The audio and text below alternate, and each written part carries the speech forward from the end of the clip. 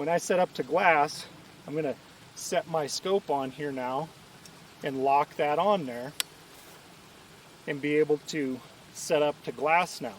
And now you're set up at the right height. You can kind of move it around a little bit, and you can set that up to be able to see at the right height. If you have an angled scope, you're going to be down here a little further, and you may even need to shorten up your legs a little bit and then lock them so that you're looking down into your scope. The one thing I don't like about the angled scopes, and I'm going to say this, not against any angled spotter, the whole reason why angled spotters were made is because tripods were never made tall enough to use as a standing scenario. That's why they made them angled. Nobody made a tall tripod. We make the tall tripod now because you have to have it tall to do the quartering method.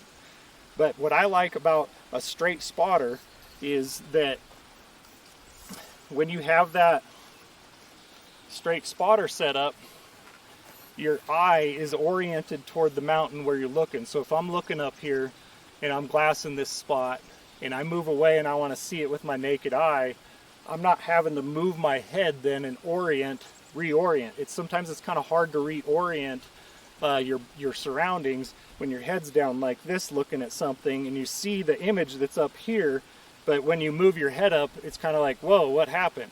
So that's what I like about straight spotters. This little spotter here I've had for probably 15 years. It's worked great. It's a Leopold offset spotter.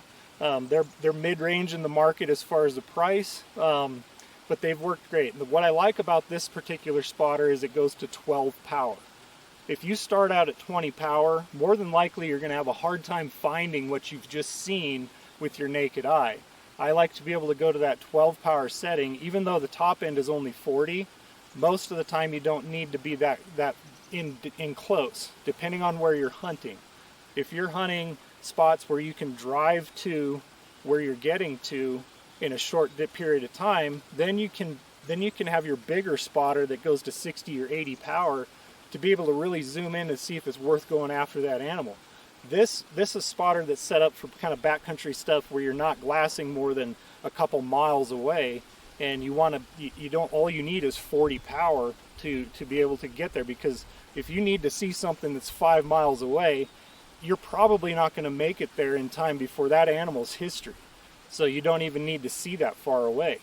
So that's what I kind of like about the 12 to 40 for the backcountry scenario. Now if you sit down a lot when you glass, then you can sit down, drop your tripod down. A lot of times you can leave a leg kicked out if you're on a hillside, but we'll drop it down here to get it to the height that we want to be for our sitting scenario. And let's go ahead and make this leg come out here, and we'll make sure this one's all locked up. And now we're at a sitting scenario where we're glassing like this. The one thing with a sitting scenario is if you need to move over here and look, now you have to pick your tripod up and move over this way, but now your body's twisted and you actually have to kind of scoot yourself around. Now if you're sitting on a rock or sitting on your butt, that's not easy to do. For sitting scenario, you're really just glassing one direction when you're sitting down. If you want to move over here and glass, you have to move your whole tripod to do that. And that's the downside, if you want to pardon the pun there, that's the downside to sitting, other than the comfort of it. I like to stand when I'm glassing, but I also like to sit down too, because sometimes it's nice to sit down after you've been on your feet all day and just watch an area. And we'll move it back up to the standing scenario. So we'll extend our legs back out